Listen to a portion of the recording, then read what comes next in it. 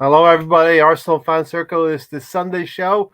And yes, we are on earlier. We might catch a few people out that might not catch up to us live, but hope everybody's having a great weekend. We all have checked our hearts with that display. But want to start out by wishing everybody worldwide happy Mother's Day. It's Mother's Day Happy here. Mother's Day, But guys. everybody all over the world. You don't need an excuse, Mahir, to Yeah, no excuse needed. Single mothers and mothers with children alike, we love you all and we appreciate you all very, very much. Because without you, there would be none of us. True. That's very true. Yeah, that is very true. And everything they have put up with us through the years, and hopefully we can pay back a little bit now as we're adults and all that. But anyway, Absolutely. talking about adult displays, well, Matt, Arsenal, we don't do it the easy way, Matt, do we? No, you just thought we were comfortable, we were cruising, and then bam, one goal comes back from one opportunity they have, and suddenly we're looking very nervous and looking like we might give ourselves a bit of a panic for the last kind of 20 minutes, half an hour. So yeah, it was a bit of a worry. You would have thought that we'd not maybe make so much of a fuss of it, especially when you've got 10 men and you're 2-0 up. But 3 points is 3 points. But we can't afford to do that against Tottenham on Thursday. We can't afford to do that. We need to be a little bit more reassured, I think. Yeah. This has got to be a wake up call a little bit, Matt, for Thursday. And, Absolutely. The whole team has to realize they didn't play well enough. Again, we're playing on fine margins. Again, we're getting the win when the football gods could have handed out some more heartache to us. There was one, that last chance that Leeds had. Yeah. That was literally it. That was literally it. The Rodrigo. Surely we could have buried that game, man. The Rodrigo header at the end saved. So, hey, Mr. Tom is not feeling so good right now, but there's still 3 games to go, Mr. Tom. Chelsea are going to come to Ellen Road, and you do have easier games, Brentford and Brighton. They're in the memory banks. We're pulling for Leeds after this now, right? Hi, Gary. Hello, everyone. Yeah. No, I'm sorry, Mr. Tom. We were able to squeak out a win. Imagine that. We squeaked out a win today. I mean, we tried our hardest. We almost did a city there. Our mentor, right? Yeah. I mean, as I was saying on the watch along, if he learned anything from Pep, it's how to look like you don't really have that sense of urgency when the game is in your grasp and you can just put it away. So December wants to know what we make of that display. Gary, you want to go first? Terrible, very, very bad. I mean, we'll take the 3 points, and I always say I'll take performance over results any day because I can build on performance, and we need to do much better than this in the next game, right? So how do we do that? We didn't. We can't. Hopefully, this was a wake up call.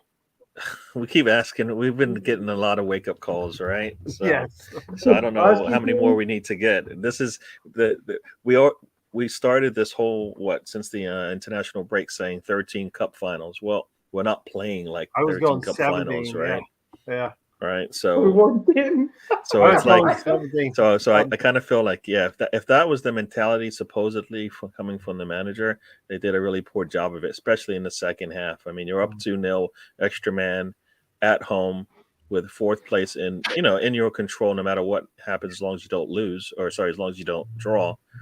And we come out in the second half, first 20 minutes, do absolutely nothing. And then, our subs come too late for me, as far as I'm concerned.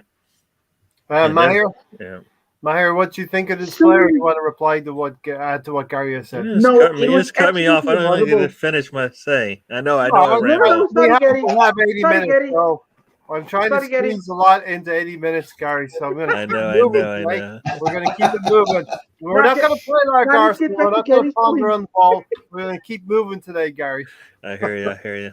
Let's get back to Gary's point. Mahir? I just wanted to agree with him absolutely. It was a horrible performance. I will take points over performance any day. Although you know what, we had so many opportunities. That game should have been buried, like 5-0, 6-0. Ah man, bloody hell! Oh, how do they say? For fuck's sakes, man! That's what I was saying the whole time. Yeah, Gary, sorry if I cut you off. I just want to keep things moving. No, I get it. I have to be out of here in about 75 minutes. I told you I'm short on here anyway, so that's probably why I was happy to keep going. But yeah, go ahead. Sorry. And of course, go see Gary's show tomorrow. He'll have more opportunity to speak a little bit more as well. Matt, what was your thoughts on the display today? Yeah, do you know what? For a large part of it, I didn't actually think we were that terrible. I thought, Gabriel Martinelli was fantastic today, gave him a lot of problems. I think Odegaard was very, very good. I think Gabriel at times probably wasn't at his best. He had a very rash tackle kind of early on, and he didn't seem to be at the races today for some parts of it. I thought we just went through the gears a little bit. I think once we went 2-0 up, we kind of just looked like we were just going through the motions, really. We had a number of opportunities to maybe go 3-0 up, but we didn't really push for it. And I think we just kind of thought, well, this is game over. They're now at 10 men. We're 2-0 up. We don't really need to do much more than this. We'll just see the game out. We won't do much more. And then obviously, second half, we didn't really create a lot, really. And then, obviously they got that goal back and suddenly it was panic stations, which we shouldn't really be having to face, when you're facing a 10-man Leeds team, 2-0 up, you shouldn't be at panic stations every time they have a free kick or anything like that. We should be able to, as Gary says, go and get a third goal and see the game out, and that's it, close it out. But yeah, lessons to learn, I think. Mr. Tom said we handed you the contest the first 10 minutes. You know it. Yeah. I know it. And Mesley. Thanks, Mr. Tom, though. All right. Condolence high five was we needed the points. Quick fire round, Gary. We're going to keep Right, let's go. Do you think top four is guaranteed, Gary? I don't guaranteed. No, it's not guaranteed because next week's a big game. It's another one of those cup finals. We got to play 90 minutes. Got to play 90 minutes, and we didn't play 90 minutes today, as far as I'm concerned. So nope, not guaranteed. Public service announcement. I will be taking a half day on Thursday. It's the Northern Derby. I may be even doing a watch along, something like that, and then we will. That'll be fire. Double fire with the panel. Maybe watch along plus the regular Thursday night show as well. It's just that big of a game, Matt, do you think top four is guaranteed? No, I think, like you say, there's still games left to play this season. We can still cock it up if we really wanted to. But no, I think at this stage, I think we'd be pretty confident that it's ours, but it's not guaranteed. I think if we go and actually win the game on Thursday, I think then at that point we can be pretty sure it's wrapped up. But I think Thursday's such a big game because I think that's the decider, really. Yeah. Mayer, top four is not guaranteed, right? I know you're not going to say nope. Top four is guaranteed. Nope, fam. I can't wait to see what's going to happen with our reaction to the North London Derby. Considering today we really should have, you guys will agree with me, we should have finished that 4-5. Should have been 4-5 comfortably. I missed so many opportunities. I didn't get to see the whole of the first half because I was actually out shopping with my aunt. She was like, we need to go get some groceries. I was like, okay, cool. And then I didn't realize the game's actually starting in 5 minutes. And then when we came back, I was like, oh, nice, man. They got a red card. Eddie Nketiah. Somebody got triggered, Gary. Matt, somebody got triggered actually when I commented. Somebody commented, yes, Eddie deserves a new contract or something. So I said, no, help us get Champions League football, and then kindly move yourself. Yours truly. Kindly show yourself the door. Listen, I said a few weeks ago, if he started scoring goals, if he wanted to stay, he could stay as a third striker for me. It's up to what Eddie wants to do then after that. We do need two strikers this summer. Mr. Tom said we needed to pressure Arsenal into making the mistake. We ended up making. Once that happened, it was done. Gary, this reminded me a few years ago, the famous Xhaka incident. Well, we went 2-0 up against Crystal Palace in the first 10 minutes, and then we ended up 2-2. And, we've been on the lucky end of grabbing points and winning games from fine margins. And sooner or later, it's going to catch up to us, but it didn't happen today. Oh, I Ray, was think that the same game this it happened? did catch up to us. I mean, that's why Well, we don't have we didn't fourth drop solidly right now. I mean, well, we lost to Southampton and Brighton. I don't think those are games that you would look back and go, you know what? Those are tough games. Not if you're fighting for fourth place. They're not. They're not. They can't be. You can't be looking at fourth place and then looking at a Brighton, a Southampton game and thinking those are going to be tough games for you. The mindset cannot be like that anymore. All right. I just feel Stan is on to something with a young team. I just feel Stan. That's the inconsistencies of youth. Yeah, but it's a mentality thing. You come into that match, they gift you a goal to start it. Yeah. You get another goal. They go down a man. I mean, what more do you want? What more do you want? I mean, what more do you want? I mean, they give you all these handouts, right? And you don't take them. I mean, that's what you do. You're at home. The crowd is behind you. Because we do equally the same thing, Gary. We hand out things. Well, that's what I'm saying. It's on us to do this. To take the things that are offered to us. They're not given to you. Yeah. We're lucky so far that everybody else is giving away points and stuff like that. But but the mentality, we are trying to be, as people said, the Arsenal, right? This is the Arsenal. What is that? Is that struggling at home with a 2-goal lead and a man up? No, that's not. That's when you put things away, right? They shouldn't have never even had any sniff. Yeah. I mean, they had one shot on target. One. And they got the goal from it. Right? No, that can't happen, right? I mean, lack of goal scoring, Gary, is. And what let us down? What let us down? Right? The one thing that's been our constant all season. Goals. The one thing we've been set pieces. We've been like the best in the league on set pieces defensively, right? No corners all season. So we come into this game and what do we do? Yeah. All right. If I'm Harry Kane, I'm looking at that going, They're not. They are human, right? They do have flaws in their game, That's the last thing you want to do. We definitely have to face up to that Thursday game, the North London Derby, and be ready for it. Mahir, the lack of goal scoring in this team needs addressing in the summer. Absolutely. I can give you guys a whole list of names. You guys know I'm your transfer guy. I can give you that list. No problem, guys. It's there. We will be talking about it pre-summer. Ivan Toney, Lautaro Martinez, elite goal scorers. And now we are needing, obviously we needed it the last transfer window already, guys. But hopefully he can add some midfielders. You guys know you guys know my midfielders I want, which is 3 or 4 of them and 2 strikers, and good to go. Not title challenging as yet. Let them build. But we need to get rid of the dross. Laka hasn't been scoring. Eddie is scoring now, but to prove so he can get a new contract and stuff, which I do not agree with. But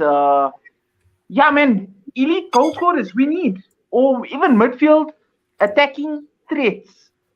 I was watching Neves earlier on, absolutely balling out there, and I was like, hello.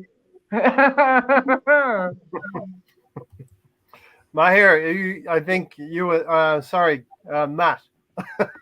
I think you would echo what Mahir has just said, right? We need goal scorers in this team. Yeah. At the end of the day, we are kind of fumbling along until the end of the season and kind of putting pieces together in the jigsaw. Even if they don't quite fit, we're just kind of pushing them in there just because we have a piece and we need to use it. Lacazette's not scoring, so obviously we've kind of had to use Eddie. Eddie, thankfully, and fair play to him, he's stepped up to the mark. So, as much as we knock him for not maybe being an elite level striker at this point, he's stepped up to the mark and he's banging the goals in for us at a key time. So I can't take that away from him. He's doing an important job at the moment, because without those goals, if we were relying on just Lacazette at the moment, we would be in a little bit of a different position. So fair play to him. But like you say, really in the summer we're going to need 2 top-notch strikers, or at least 2 strikers, one elite level and one that is, that next level above Nketiah. Nketiah, if he is going to stay, is in my mind, and very much I think we're all on the same line here, that he's probably going to be a rotational striker for cup competitions and things like that. So and I agree with Mahir. I think our midfield definitely needs strengthening, because Xhaka, I think, will leave, so I think we need somebody to upgrade on him. We need a first choice kind of replacement to kind of link up with Partey. We need then another solid backup to that as well. I'm not sure whether El Neni will stay. Although, at this point, actually, I know, again, he gets a little bit of stick, but actually he's proven himself to be a very consistent, solid team player. I think he's keen to stay at the club. So, I'd be all for him staying, and I wouldn't have a problem with that at all. As a rotational player, he does a good job, and he's stepped in again. The end of this season, the last few games, he's done very well despite not having a lot of games. So, we've got a lot to do in the summer, I think. Definitely midfield and strikers we need. I did see some ridiculous kind of comments about Gabriel being sounded out, apparently. Was it by Barcelona? Yeah. Or Juventus. Yeah. No, thank you. Well, no, thanks. Hi guys. Go ahead, Matt. How are we feeling after today's game? Listen, thankfully we got 3 points, but it wasn't a great display. And as Mahir said, you always worry after 30 minutes, players getting sent off. You always worry that the other team, 11 versus 10, it doesn't always happen, but it should happen. We should utilize that extra player. And definitely, I think, Stephen, we have to play better on Thursday. So, we'll be doing some, maybe a watch along on Thursday ourselves. But, Gary, the lineup. What were your thoughts on the lineup when you saw it? I think it, as we've been saying for a while now, it writes itself based on who's available, right? Ben White's out, holding it in. Easy. Tomiyasu healthy, he plays, right? Cedric can cover both sides, so we know Tavares isn't there yet. So there you go. I think that's really it. Emil Smith-Rowe coming off the bench is basically where we are right now. It'd be nice to figure out how to get Emil Smith-Rowe in there as well. I think at some point it would be nice to be able to say, here we go, boom, we put Emil Smith-Rowe in there, or we get that extra player and it doesn't really matter, right? So because Emil Smith-Rowe and Saka probably don't need as much time on the field as they're getting right now. So no, I think the lineup is probably what we expected. Nothing about it should surprise us now. We know who our 13 or 14 players that are going to play depending on health and availability. So I guess the only thing, Gary, you would have said about this is Cedric going to play left back. That was my initial I think that was already a given based on what Tavares has shown. There's nothing in his game that. Yeah, but Tomiyasu played left back. Yeah, but there's nothing that says that Cedric's not going to play left or right back based on, Tavares sits, right? Especially against this Leeds team. No, it doesn't. No, he sits. If Tomiyasu is healthy, Tavares has shown that he can. It's not his spot to get. It's right back versus left back. Technically, it doesn't matter. Have you watched Tavares play in the last 4 or 5 games? Mm-hmm. What part of it gives you confidence that he's the man right now? Defending, no confidence at all. Defending, attacking. But that's what we need. We don't actually need. We need defending, which has been hurting us. Especially teams aren't scoring because of our offense, right? They're scoring because our defense in certain positions is wrong, and Gabriel isn't helping him. All right, Gabriel isn't helping him. So, one of the two has to happen. Either Tavares needs to get better at defense, or Gabriel needs to make sure that I'm going to back you up when you make a mistake, and he's not there for him. A little bit like Holding and Bellerin last season. Individually, Holding's a decent player, but the tandem together didn't work on our right. And whilst Gabriel and maybe Tavares are a slight upgrade, you still worry about that combination as per against Palace. Yeah. Well, listen, I do have to go. I said I was going to be short, so it's 20 minutes. So thanks for letting me come in, Ray. Okay. My hair. See you, Gary. Matt, I will talk to you guys later. If Thanks, not, Gary. hopefully on Thursday we'll all be on to watch the game if that's what we're going to do. Yes. But everybody in the chat, thank you for joining. We'll talk to you guys later. All right, Gary. Hey. Thanks. Thanks, Gary. All right. See ya. Yeah, Matt here. What do you think of the Cedric playing left back? For me, that wasn't really an option because I think he's a little bit weak on his left side. But I think it was perfect with Tomiyasu playing there. He just is that utility player that we can plug in. Yeah, absolutely. I don't know who's somebody wanted to activate actually Cedric's. He wanted to buy the one. I think it's Porto, if I'm not mistaken. One team for that specific reason as well. Or I think it was Newcastle or somebody for his versatility to play left back, right back, and in the middle of defense. So yeah, man, I trust Cedric though. I can't trust Tavares. Tavares looks to me like an Olympic sprinter. He is raw, isn't he, Matt? We've talked about Nuno before. Really raw, but yeah. He's got a long way to come. I think, like you say, his ball. There's no questioning about him going forwards. He can carry the ball well. I think he tends to hold on to it a little bit long still. We need to release it a little bit earlier. But going forwards, he's very useful. I think, like you say, defensively, he needs to kind of remember that actually, he's got defensive duties as well. A little bit like Bellerin was, very good at getting forwards and getting up and joining in with attack, but not so good sometimes at getting back and doing his basic defensive work. But I think, like you say, he's very raw. He's going to learn a lot this season. He's probably played a lot more than he was maybe expecting to, and maybe more than we were expecting him to. So next season, that'll probably put him in better stead. It won't benefit us this season, but maybe next season he's going to learn a lot from that. But like I said, I think Tomiyasu is both footed. Cedric's very adept at playing, on different sides. So I think as a team, actually, particularly defensively, we're quite flexible, which is really good, and especially when we get, defensive injuries, that's only going to benefit us because we can kind of, like I say, plug and play.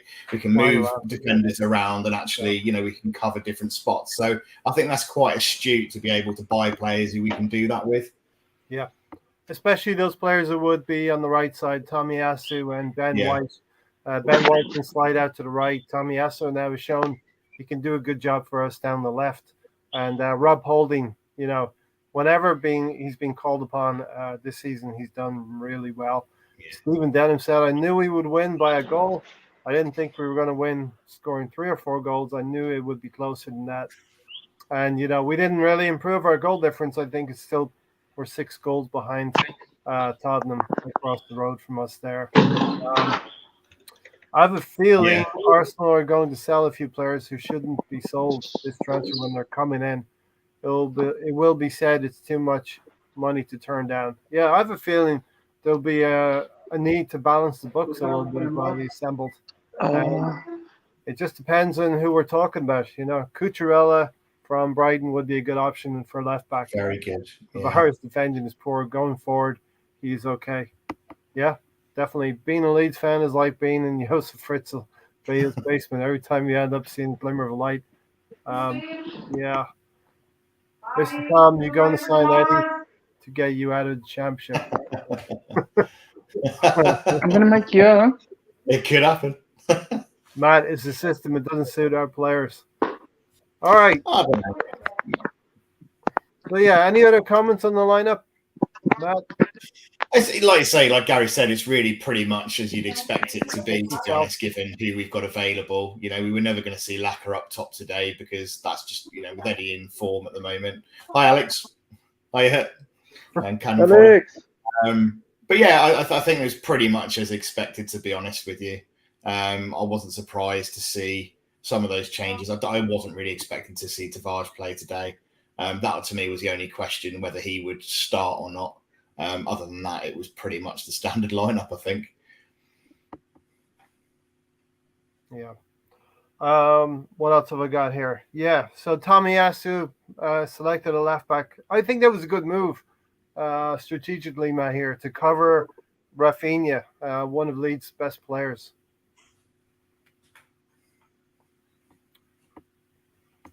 And I don't think, think you can hear you. I think it shows development, Matt, from Arteta to think this way and use the squad to his best possibilities. Best way Yeah, I possible. think it shows his thinking game by game, team by team. What can he do to nullify certain threats? He's not just using a standard approach for every single game. He's obviously aware of certain threats and using players to our advantage. I thought we really had Rafinha rattled today. You could see, especially after that sending off, he was really, really rattled. Yeah. And I wasn't surprised to see him get taken off either, because he was having a bit of a tough time down that side as well. He was in a bit of trouble today. And to be honest, I thought after that sending off, he was going to get sent off himself actually at some point. I would have if I was a betting man, I would have put money today on Rafinha getting sent off if he'd stayed on the whole game. Mr. Tom too. Rafinha is probably still trying to fight the ref and being held back by some of his own players. Matt here, if we beat Spurs, says Stephen, if we beat Spurs, that's fourth place sewn up, isn't it? Yeah, we've got a 4-point gap. How many points? How many 4-point gap at the moment? Yeah, we beat Spurs at their place, and that's it. There's 2 games left after that, and they cannot overcome. My man says they can't overcome 7 points if we win there. It should be, right, man? Because then there's only 2 games left. They can't catch up. Yeah, they wouldn't be able to overtake. If we won on Thursday, I think that would be it. I think so. That's the deciding game, really. Irrespective of anything, Matt, we've got 3 games left. If we win 2 of those games, if we get 6 points, that's it. Yeah. It's done. Top 4 is ours. Yeah. Maybe even top 3. Let's not discount top 3. That's why I was saying. That's why I was saying to you guys about the whole Chelsea thing. That was the reason I asked, because I noticed it's becoming more. I would say now in this latter part, it's becoming known that sometimes a giant will play a smaller team like an underdog or a bottom of the log team, and you'll be surprised. Brighton got how did Man United get a thrashing? Yeah. Hey, before we actually get into the game, let's take a moment to talk about that. Man United are really, really in a dire situation, Matt. Yeah, they've had a pretty poor season, haven't they? Like I say, it's a very strange one because with the squad on paper, you would have really kind of got behind them to actually have a good season this year. But they've just not been able to gel as a team. Some great individuals, but for whatever reason, they've just not gelled. I know they've had changes of manager and things like that, and there just doesn't seem to be any squad harmony. And I think that is something that's really kind of undervalued. You look at us, for example, where you've got a lot of players who aren't necessarily or weren't, especially at the beginning of the season, deemed to be top-notch elite level players. But we've got such great squad harmony and we're getting results. Whereas you look at a United squad who have absolutely no squad harmony whatsoever and can't seem to work together as a team, but they're great individuals. You can just see how that is actually more important than I think a lot of people give credit for. I think they're going to have a real clear out in the summer and start again. And I think they're almost going to have to do what we've had to do and follow our model, basically. It's funny how people are going to look to us as a model when everyone was saying at the beginning of the season. I love it. If someone else is looking at our model, then that means our model must not be so bad that we're getting the fundamentals right. And maybe with the end of the season, we may be the third. We may be the best of the rest, the third best team in the land, because the league table does not lie. At the end, the league table does not lie. Yes, we've lost quite a few games more than we wanted to. We haven't drawn as many, and as a consequence of that, we've won more. We've actually, apart from Liverpool and City, we are the only other team in the 20s, 20 plus in terms of wins. And this self prescribed points total that I've put up for the last 2 years. Well, this is the first time we've actually hit 66 points in the last 2 years. So it's not mission completed. Wow. We do need to win. We win Not one yet. more game on Thursday night. That's it. We will be on 69 points, hopefully. And the Spurs can't do anything about it. But yeah, let's take it game by game, as Alex would say. But yeah, Man United, they're a terrible team. They could have lost by more than four yesterday.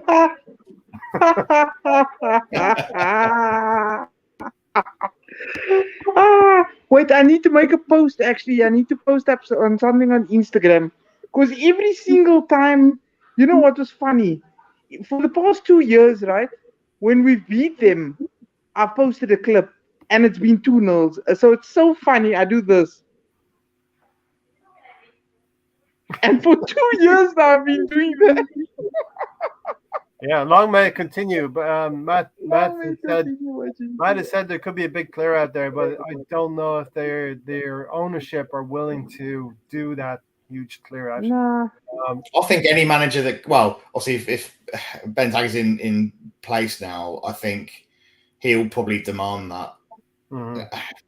It will be interesting. I mean, you look at that. I think there'll be a mix, Matt, that he has to use. He has to work with some. He will get a little bit of latitude where he can get some players in.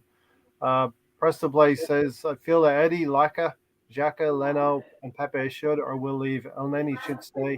He doesn't mind being a squad player, and he does put in a shift when he was called upon. Rafinha is probably still trying to fight the ref. We saw that one. Rafinha would be great at Arsenal. That's a player. If Pepe's moving on, that's a player we would not mind at all. Rafinha is the kind of player we need. He would be a real asset. Leeds will have been relegated and will take a good price. We don't know if Leeds are getting relegated yet. I think there's a lot of fight left in them still. Presto, Laka, Pepe, and Leno will definitely leave. Matt, is Nketiah showing us, given a good run of games, he has what it takes. This is 4 games now. 4 goals in 4 games. 2 braces. I don't think so. I think he's certainly showing us that he maybe has much better quality and ability to score than I originally gave him credit for. I think there is something to be said for the fact that he was a bit part player and he'd only get a few minutes here and there, and we were expecting him to come in and score a load of goals when he wasn't really given a lot of starts and full 90 minutes to prove his worth. And it is difficult for a player to do that, and prove his worth with 10 minutes here, 6 minutes there, 15 minutes there. So, there is something to be said for that. Whether he's certainly shown that he can put the ball in the back of the net. His work rate's pretty good. Like today, he put pressure on the keeper, forced him into a mistake. That gets us a goal. The last, I think, Chelsea was another one where he hustles and bustles, makes himself a nuisance and gets the goals where, a Lacazette necessarily wouldn't do that. Obviously has the pace. So I think he's got some attributes, and I think he's got the ability to be a good striker, but is he the level that we really need to push on at Arsenal as a first choice? I don't think so. I think he could certainly offer us something for cup competitions and rotation, but he's not at the level that we need for first team next season onwards. No, I don't think so. Presto Play said, what's scary is Xhaka's recent interview where he said he will be willing to accept the captain's armband again. That's a sign he will stay. Also, what he said is he doesn't want to leave until he's achieved something. I don't know exactly what that means, achieving something for Granit Xhaka. Mahir? You know what achieving something means? Achieving something means leaving. Top 4. You know what? Let's just say top 4 is an achievement, but it's not a trophy. Go ahead, Mahir. Let me explain something to you guys that's been irritating me probably. The whole Xhaka's. I'm gonna go make Maghrib now. 5 minutes. Give me 5 minutes. Basically, they gave him Player of the Month, right? And then everybody was like, redemption complete. And I was like, so based on 2-3 games, okay, fair play. 2-3 games. It is what it is, Chelsea United. But you mustn't forget these are terrible, the most terrible United and Chelsea sides, probably not Chelsea, but United and some of the other teams, some of the worst United teams and whatever. And so I said, you know what? How can you guys base it off 2-3 performances? Xhaka's always been terrible and will always be terrible and doesn't have a position in our team. He's not good enough. Because I heard apparently Tielemans and Jesus are available both for 75 combined. And I'm like, if that's true, It's not bad. hello, bring them in immediately. Somebody said Zuma earlier on. I think it was the Assembled or Steven. Somebody said Neves and Tielemans. Bring them in. Yep. 40 million for a player that cost us 16. Not terrible. Listen, we'll talk about Spurs quickly, but we'll talk about Chelsea, Matt, as well. Dropping 2 points in dramatic circumstances right at the end of the game. And Mahir, you got to shoot off in a minute or so. He's gone. Yeah. So it is you and I. Chelsea dropping some points in dramatic circumstances right at the end. And this Ramsdale talked about this last weekend. We got to chase Chelsea. Don't worry about who's over our shoulders. Well, do you know what? They're struggling at the moment, Chelsea. I think they're stuttering, aren't they, really? I think it's doable. Like I say, Wolves, couple of goals the last kind of 10 minutes or so to, for Chelsea to drop points, didn't have the best time against us. I think teams do potentially look at Chelsea and think, we could probably get a point here, and actually, not necessarily give away all 3 points. So I think that works in our favour for the rest of the season when we've only got a few games left. I think they got Watford and Leicester, I believe. So, if they draw one of those games and we win the rest of our games, it could happen. It's not out of the realms of possibility. It's only a point difference. Like I say, with Chelsea playing how they're playing at the moment and dropping points, I don't think it's unrealistic for us to think that could happen and we could sneak a third place. It would be great, wouldn't it, to be able to be in that position.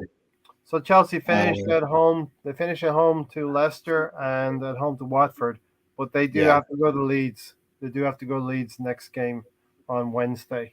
So these midweek games are going to be interesting. Notwithstanding, as Stan would say, the North London derby. If anyone can go into the season unprepared, Arteta can. With or without the captain's armband, Xhaka is not going anywhere, says Alex. Pogba on a free, I think that would be a bad deal for City, but I'd love them to do it. City, go ahead, take Pogba. I don't think he's going to make them any better, is he? If Edu was clever, we wouldn't need his phone as we are already in the Emirates. Xhaka is inconsistent. The other thing yesterday, Matt, was that Liverpool game and Spurs popping balls over midfielders' heads into the fullback areas that were vacated by Liverpool. Highlighting the fact that Trent Alexander-Arnold and Robertson are not necessarily the best defenders, but they got the goal through that as well. Yeah, I was really hoping that they would lose that game. 0. We really, really needed to get 0 points. Yeah, and to be honest, with Liverpool playing how they're playing at the moment, you would have put money on them getting all 3 points, especially at home. So not the worst result, but not an ideal one. Not a result I would have expected Tottenham to go and get away at Anfield. But like I say, I just think we need to focus on our own game at the end of the day. We've got an opportunity on Thursday to go and really put it away. A big game. No, there's no more motivation needed in a North London derby.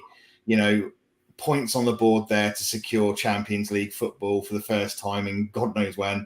I think this is, so there shouldn't be any more motivation to go and get a result on Thursday. And it is in our hands. It is in our hands to go and do that, So it's just difficult. I don't think our form away to Tottenham is particularly fantastic. So it's going to be a challenge. And both teams are going to be up for that. I I think you're completely right. Our record at White Hart Lane is not so great, but I also think we could say that a year ago, our record against a lot of teams was not so great. True. Yeah, very true.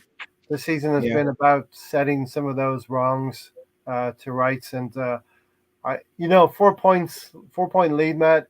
Psychologically, the players, I would hate if the players do this, but they could go in there and think, hey, if we get a draw here, and maybe put in a performance where they want to sit on what they have, and that would probably be the wrong thing to do. I think we should treat this as, the TV companies have really picked the date, probably the correct date now, for a big game for them. And imagine Son at the Arsenal. I would not mind that at all. But very definitely the TV companies have looked out. They chose the date and the time, and they're going to get their payday, Matt. Yeah, it's going to be a fantastic game. It's going to be how both teams approach it. It's going to be very interesting to see. Massive game. I think Arteta will want to win that game. You're going to want to. I mean, what a fantastic atmosphere that would be, and what a great result that would be to go and secure Champions League football away at Tottenham. And take it away from them at their own ground. It would just be brilliant. So I think, from a fan's perspective, that's what we want to see in wine. I think Arteta, being an Arsenal man, I think he'll understand that, and he'll probably want to go and do the same thing. He'll want it wrapped up. He wants that wrapped up. I think at this point, he doesn't want to leave it to the last game of the season. He'll want this wrapped up by the end of this week if we can. So we do too as well. And with our history being, we won the league at White Hart Lane in 2004. And in 1971, we won the league at White Hart Lane. So we won it there twice. And shout out to the team of 71 who brought home the first double for Arsenal as well. And they were recognized at the halftime today as well. So let's get top four. I mean, it's not a trophy, but it is an achievement. And where we've been, we have to start back with small achievements, and let's make getting top four our bread and butter every year. So let's. That's it. This is the minimum standard. To be, qualifying for Champions League should be the very minimum standard we expect to achieve at Arsenal Football Club. Winning trophies is where we want to be, but to be competing and be in those competitions and be qualifying every year, like you say, that's where we belong. That's where we should be, and that's the minimum expectation that should be set for players that come to our club. So this should be the springboard. This should be the first season. Right, we're now back. This is where we want to stay, and this is where we have to stay. Going forwards. We've achieved that this year. We can do it. So let's maintain it and push on now. Sad news coming in from Alex here. Off topic. Just heard Dennis Waterman has passed away. Rest in peace. To his family and friends as well. Condolences. We all remember, I remember certainly 70s and 80s, Dennis Waterman. Was it Sweeney or something like that? What was? Yeah, I think it was a Sweeney. I think Sweeney. Yeah, but definitely. Also remember the funny clips from Little Britain? Was it Sing the Theme tune? So rest in peace. Unfortunately, bad news there. Mr. Tom said Luke Ayling was determined to make his 500 league appearance his last. That's a horrendous tackle by. I mean, we all have a go at Xhaka for some of the challenges he puts in, but my God, that's a really bloody dangerous tackle. Two-footed, studs up. Absolutely no need for that whatsoever. That was just pure frustration. And you think of a player like that to know better, but slightly worse timed or anything like that. It could have broken legs and all sorts. Yep. So horrendous tackle to make. You do wonder when the referees and VAR are getting together if they're going to make the narrative. Well, Martinelli was jumping off the ground, so it wasn't a leg breaker, but the intent is there. You left the field with 2 feet sliding in, and it was reckless and dangerous. And I thought it was the right decision taken. 100%. You shouldn't be judging whether something was dangerous or not, whether the other player got out of the way of it or not. That's like saying, well, that driver drove drunk and round the corner at 80 miles an hour, but missed the car because the car managed to stop in time and the other guy hit the tree. Well, that's okay. It doesn't matter that he was drink driving and, drove at 80 miles an hour, wrong way down the road. At the end of the day, it was two-footed. It was dangerous. It could have, caused some real damage. And like you say, the intent was there. He wasn't going for the ball. He was going for the player. So, yeah, that's one of the worst challenges, actually, I've seen for a long time. Yeah.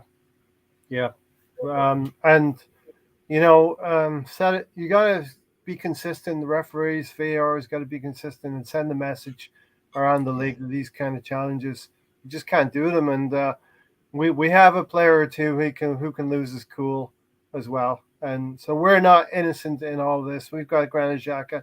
We've got a couple of others who can lose their cool in certain situations. Look at Gabriel, Ray. You look at Gabriel in the first 15, 20 minutes. Yeah, that sliding tackle. And rushing out. Yeah, 16 minutes. So, yeah. And a needless sliding tackle. That's his 8th yellow card of the season. Slightly high. I know he's a defender and you have to make these decisions, but Gabriel has to learn from these kind of things. And I think every season our players have to grow. And they all have to take something into the summer and think, how am I going to improve my game? And Gabriel's got to maybe stand on his feet a little bit more. You don't want him making these sliding tackles unless they're absolutely needed, where we're in a critical transitional phase. Something like that, Yeah, exactly. Yeah. And then Rafinha. Very, very lucky not to get the second yellow. First one, okay, I understand they have the unity. They're trying to get themselves out of trouble, trying to get themselves away from the relegation zone. But he really walked that line of getting the second yellow card, Matt. Yeah, his head had gone. You could see as soon as the sending off happened, the camera panned to him a couple of times, and you could just see his face a thunder. He just boiled over. His common sense and logic had left the building, and he was just fuming. And you could see he was just looking for it. And like you say, arguing with the ref, trying to fight with the ref. No. It was a wise decision to take him off, and I'm surprised he wasn't taken off a bit sooner than he was, to be honest with you. He just lost it, completely lost it. Stephen said Raheem Sterling has scored, another player Arsenal linked with a move to the club, and would be a fantastic player if we could get him. Pressure taken off City from yesterday a little bit with Liverpool, and they're playing probably a little bit more relaxed. But City, we're not going to know what City would have looked like with Liverpool winning and having that extra pressure. But I do feel like City are going to go on and win the points needed to win the league now. Rafinha is desperate to win football matches, not as desperate as he was to fight the ref. It's a little bit of a Brazilian trade. We've seen that with Richarlison as well. Well, it's true, yeah. And Gabriel, like I say, Gabriel, very much the same. He's lost his head a couple of times, and like I say, that decision making, where I thought he was quite consistent and very switched on. Occasionally, we've seen that this season with Gabriel at the back, where he's kind of been a little bit rash. Like I say, hasn't stayed on his feet. He's kind of lunged in or whatever and lost his cool. So, yeah, definitely something he needs to work on, I think, for next season. But largely fine, but he does have his moments. Seems to be running theme. Tony is stuck in the toy aisle at Walmart, but we'll see. He's got the link. Maybe he'll join us as well. So Eddie leads the way today. 2 goals that we needed. First one, after 5 minutes, is sort of I say it settled our nerves, but it momentarily settled our nerves, right? Yeah, do you know what? Fair play to Eddie. He's got that hunger and the energy and the pace to chase players down. He does do. I think he'd missed that when we've seen him play prior to this run of kind of say 3, 4, 5 games. When he's come on and he's had 10, 15 minutes, he's not really had that level of energy. He's not really committed that much to being that hardworking and pressing as much as he has done in the games where he started. I think his motivation's definitely up at the moment, but that's what he offers you. He has got pace. He does press hard. He does work hard. He's willing to chase balls down. which is great for players like Odegaard, who can put balls through to him for him to get on the end of, which we can't do with the likes of Lacazette. And fair play to him for chasing the ball down. He put the keeper under pressure, managed to get his foot on it, although the keeper had a bit of a heavy touch, and that's great. 1-0 up, poacher. Keeper wasn't expecting it. That's what you want from your forward players. Yeah, a bad back pass, a poor touch from the keeper. Yeah. Gets it out of his feet. I actually was thinking the keeper could have slid to get the ball 6 yards away. Then you got a chance to recover, but happy it didn't happen. Nketiah's speed, if Lacazette's in the team, that's not happening, Matt. No, you're never going to get Lacazette scoring those types of goals, or even putting any defender or goalkeeper under that kind of pressure. He's just not that type of forward. He has.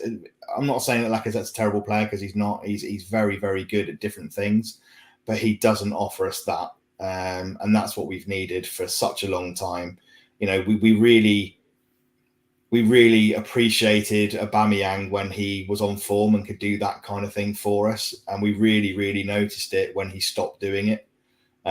Because then we were, like I say, relying on the likes of Lacazette, who was never going to offer that kind of forward play for us. And we suffered massively. So to have someone like Nketiah, who has that pace and is able to do similar things to what Aubameyang would do in terms of using it, we're suddenly back and scoring goals again and looking like we've actually got some forward threat. Yep. Listen, you've got everybody. You've got Gunded News in the chat section, so make use of them. Ask him some questions. You all interact anyway with each other. It's great stuff to see. Matt, Ramsdale has said in a podcast earlier this season, he was Meslier last season. He was having these goals that go against him left, right, and centre for Sheffield United. Yeah, but do you know what? It's a bit of a lonely job being a goalkeeper, and you can't hide. You cannot hide.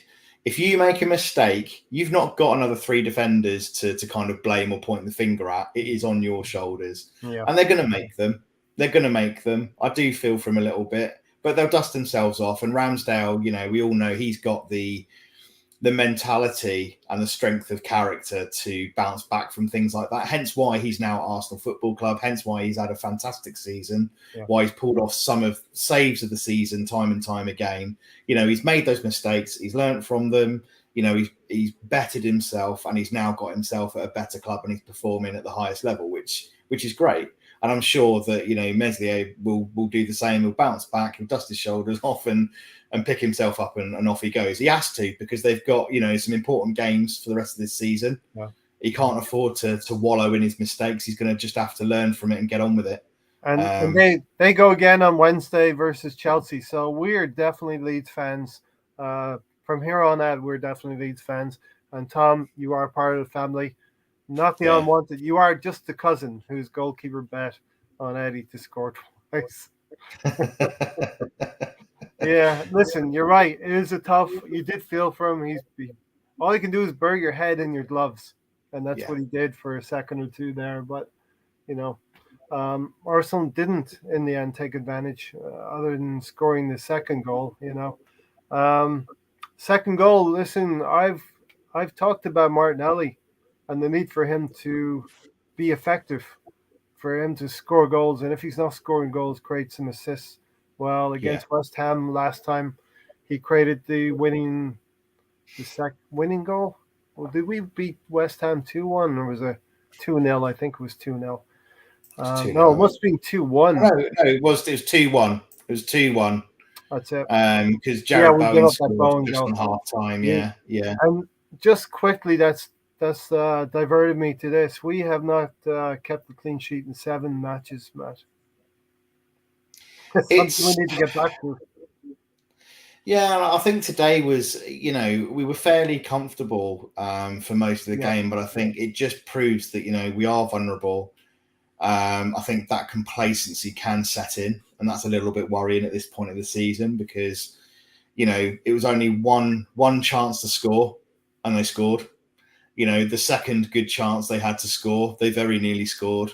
You know, we need to be able to really switch on. Even, you know, it's fine when we're already defending and we're in that mindset, and we're fine with that. We can cope with that. We're switched on.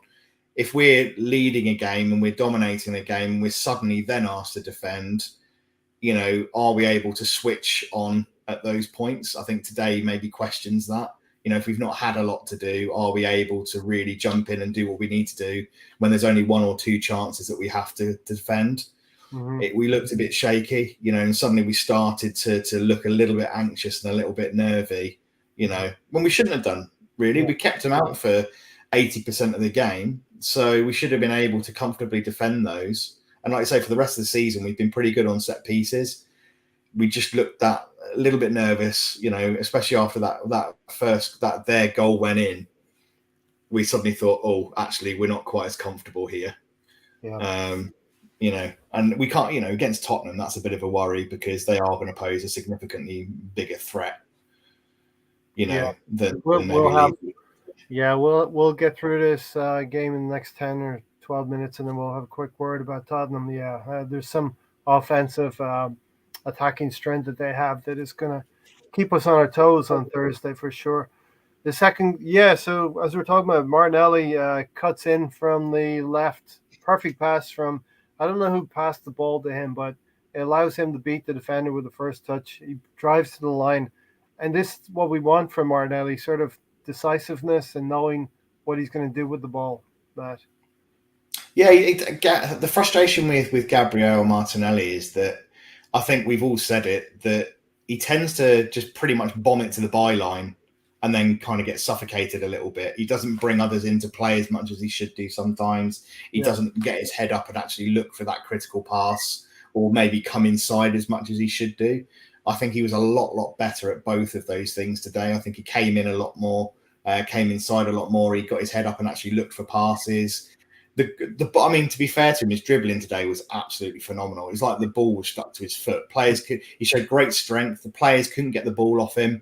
You know, he released the ball at the right time. You know, he got himself out of a tussle and a tight space and released the ball. You know, he didn't kind of just keep onto it for sake's sake and lose it. I thought he was brilliant today.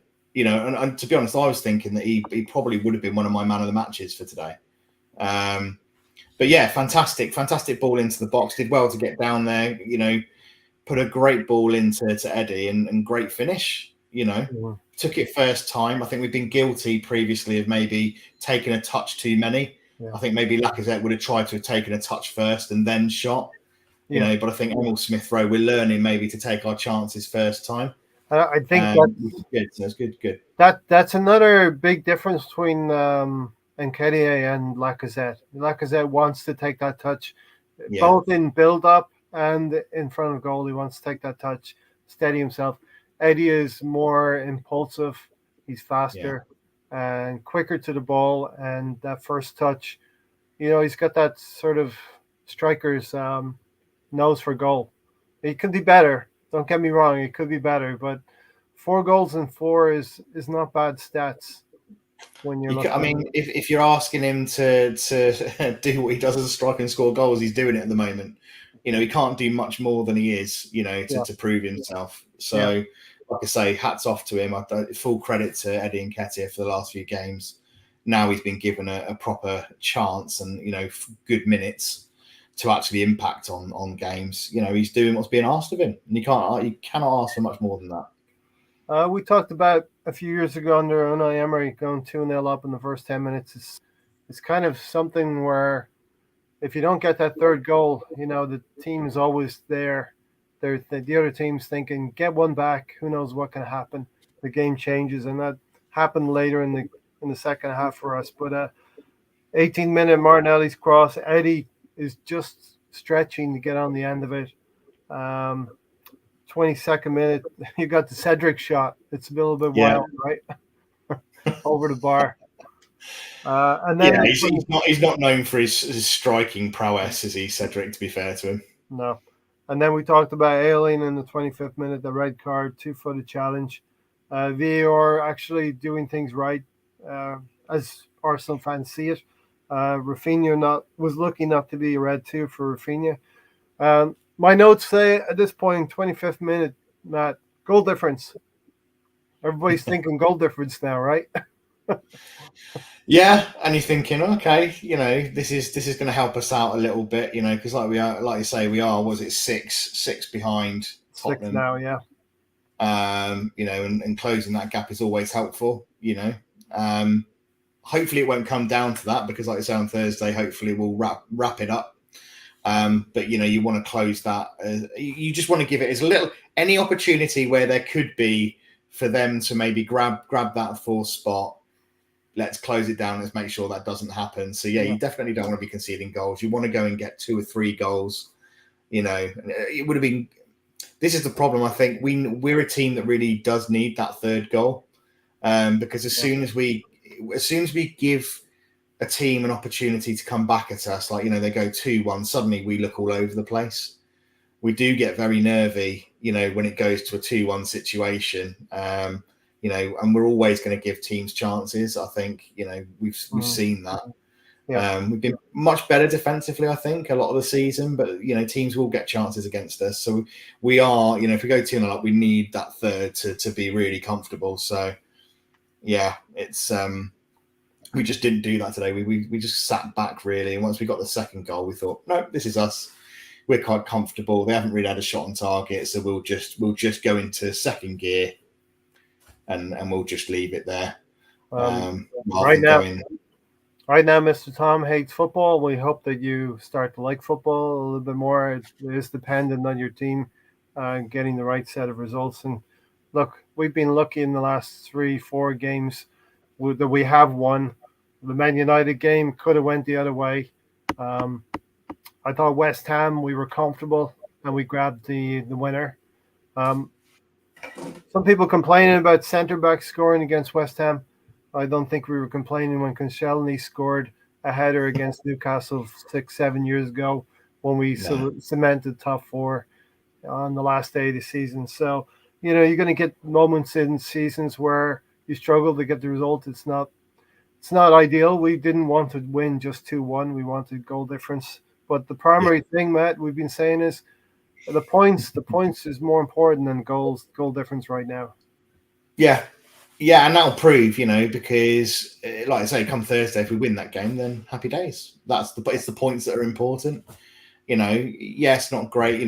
There are always little things in games like, yes, I would have liked to have had another goal, or we would have liked to have had a 2 or 3 goal buffer, or kept a clean sheet. But at the end of the day, if you go home with 3 points, happy days. If you do that every game of the season, you're going to win things. And look, we as Arsenal fans, we shouldn't sound privileged. Here we are in top 4 in a good position. And, Leeds fans are stressing out a little bit because, they're in a relegation spot right now, with Everton having won the game. But I think 3 games left, and you've got every possibility, Tom, of getting the points needed to get out of trouble.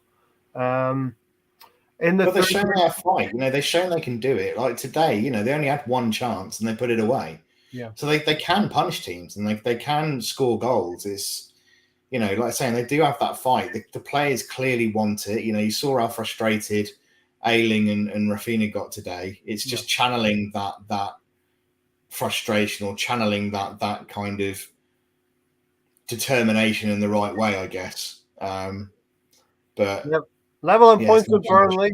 Here's another olive branch for you, Mr. Tom. You're level on points with Burnley. Burnley have to play Tottenham. Okay, we don't want Tottenham to win that, but it's very possible they will. Aston Villa have been resurgent, and Newcastle at the last day of the season. So, you got Burnley that could drop in there. You got Everton that could drop back in there as well. So we're definitely wanting to do Leeds a favour at the last day of the season as well against Everton and send them down maybe.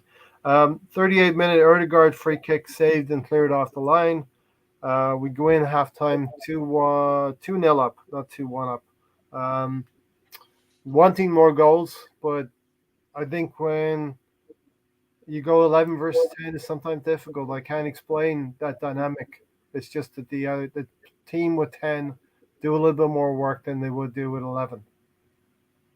Yeah, I think it's just the fact you can just make things a little bit more compact. I think not that you can get comfortable with a full team of 11 players, but when you're down to 10, you really know you're going to be under the pressure. So it's almost that little extra gear to make sure that you don't concede any further, and just make it that little bit more difficult, because you just naturally know that you've got to work harder to get anything from the game, I guess. But it's I thought at half time, going in, I thought we could probably get 3 or 4 from this game and be fairly comfortable, because I didn't at half time. I thought, do you know what?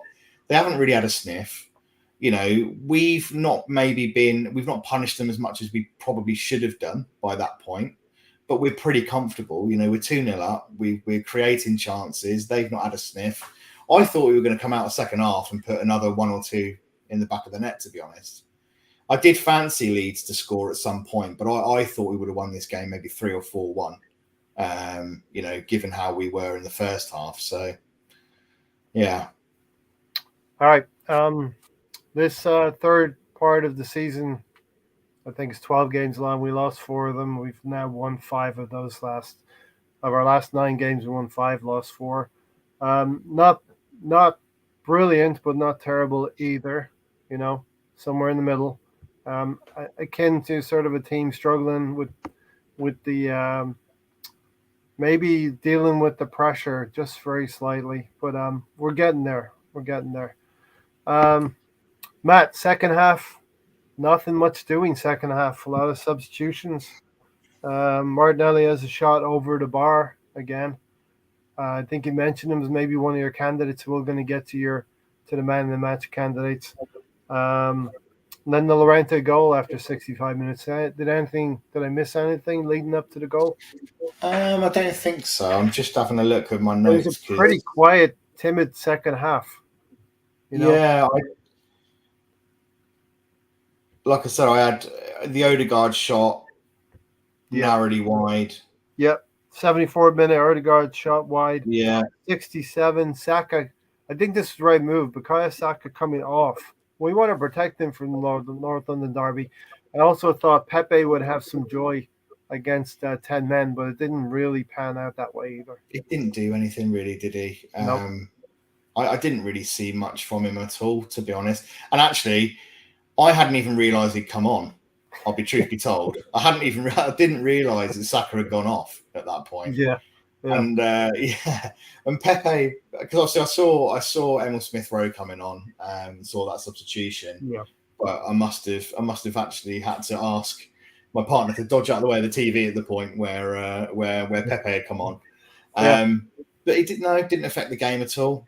Didn't affect the game at all. I agree that he'll probably be one that leaves at the end of the season. I think we'll cut our losses and he'll be off. I think we're at the stage in the season where all parties involved will be happy to move on. Unfortunately, Arteta has shown he's got no interest in using Nicola Pepe. And, I think there's a player there. And this is one of the things that can be levied against Mikel Arteta. I'm not by any means an Arteta apologist, so I think he should have used certain players, and I think Pepe should have been used a lot more this season as well. I agree with that. I think there was a time earlier on in the season where he was actually getting something from him, and Pepe was actually looking like quite a good player. I think he had a good run of 3 or 4 games where he was, really looking, and actually down the left rather than down the right. He was having much more joy on the left-hand side. And suddenly he just kept playing him on the right-hand side when he knew that he was having much more joy down the left. He was not giving him any minutes. You just think, well, why? When you've got a player in form, and Aubameyang, let's face it, at that point down the left was absolutely useless at that point. So why Arteta didn't use Pepe more at that point in the season rather than sticking with Aubameyang at that point, when Pepe was confident, playing quite well and actually proving himself down the left. I think had he stuck with him at that point when his mood was up, when his performances were up, maybe we might be seeing different performances now, and he might have actually given him more opportunities because he probably would have seen more from him. I think he's probably cut his nose off to spite his face a little bit, and I agree there is a player in there, and I could 100% see him going somewhere else and doing very, very well. Because you've seen flashes of it, and he could score goals. He can score goals. Yeah, if if you use that player, 72 million player, use him, he would feel more good about going into next season with European football, more cup involvement as well, and playing in some league games as well. Because we're going to have a long time to talk about this, but next season, the margins are going to narrow in terms of we will be expected to win some games against Liverpool, City. Not exactly mount a title challenge, but get closer than 20 points to them, and do well in the competitions that we're in as well, and use the squad, which is something that maybe Arteta is going to have to learn as well. Matt, who are your candidates for man in the match? For me, I think it would probably be either Gabriel Martinelli or Odegaard. I thought Odegaard was very industrious today. I thought he just lays off the ball. He's just got an ability to be able to pick out a pass. He holds on to the ball for the right amount of time. He doesn't really give it away much anymore. And I think he's really improved on that, by the way, because I think one of my criticisms of him early on was that he would get brushed off the ball really easily. Yeah. But he seems to have improved on that. He keeps the ball. He gets his head up. He knows when to release the ball and where. Picks out some fantastic part, and he just keeps things ticking along. He's industrious. I think he's been fantastic for us. So he was very good today, I thought. But I thought Gabriel Martinelli really upped his game today. He was constantly a threat, constantly causing problems. Obviously had the assist. I thought he was very, very good today. So for me, I think Gabriel Martinelli was probably my standout for today's game. Let me know, people in the chats as well. We'd like your input as well. Just the two of us here, so it'd be good to get your feedback. I'll definitely throw Eddie Nketiah in there. I mean, as a striker, you got to score goals. But I'll definitely will go for Odegaard. All of the things you said, he's definitely adapted to the pace of the Premier League, and I think he's become, as the seasons wore on, Matt, I think he's become a real candidate for captaincy next season. Yeah. You got to lead by example. He's very quiet, very understated. He's not hot-headed. He doesn't have to show leadership by being aggressive or being, overly shouty. He just quietly goes about his business, does things professionally, shows with his play and his performance, his leadership skills. He's obviously, an international player. I think he's got the right kind of mentality. And I think, we're seeing Mikel Arteta at the sidelines kind of using him a little bit more to kind of convey messages. I could absolutely see why he would be very much a leader in that kind of candidate pool to be captain. And I wouldn't have a problem with that at all. I think he's kind of quietly crept on my radar because originally I wouldn't have had him in my say, top 3 or 4.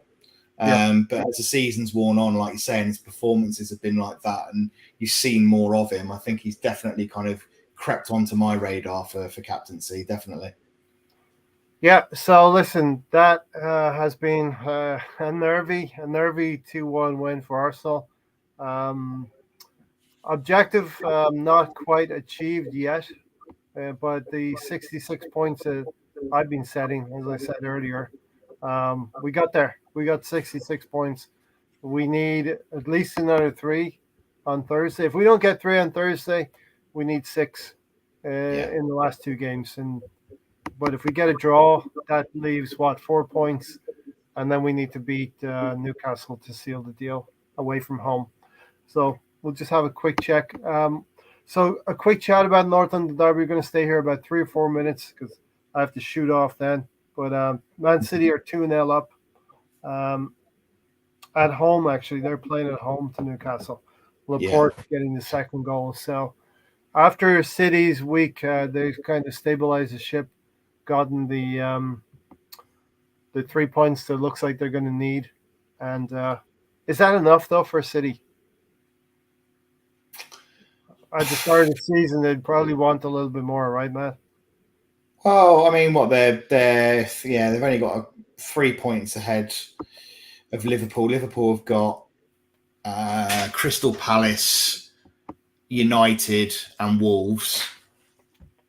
And Southampton, I think.